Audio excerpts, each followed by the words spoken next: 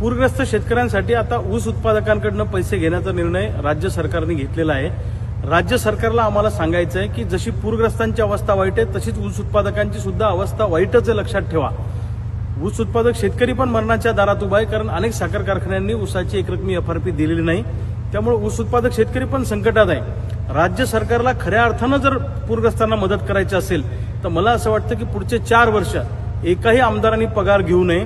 सरकारी खर्चातून सगळ्या मंत्र्यांचं आमदारांचं फिरणं सरकारी खर्चातलं बंद करावं आणि आमदारांचा जो 4 वर्षाचा पगार जमा होईल, प्रधान सचिवाचा, कलेक्टरचा यांचा जो पगार 4 वर्षाचा पूर्ण जमा होईल, हा पूर्ण पगार 4 वर्षाचा यांनी पूरग्रस्तांना दिला पाहिजे आणि 4 वर्ष स्वतःच्या खर्चाने यांनी आपलं रहाटगाडगं चालवलं पाहिजे असं मला वाटतं। मुख्यमंत्री महोदय त्यांनी एक फेरी जर मुंबईतून मारली तर करोडो अब्ज रुपये मुंबईत जमा होऊ शकतात, लक्षात ठेवा, आणि पूरग्रस्तांसाठी मोठा निधी उभा होऊ शकतो। इतर प्रकल्पांना द्यायला यांच्याकडे पैसे आहेत। वाढवण बंदराला यांनी आता 2525 कोटी रुपयाचा निधी दिला।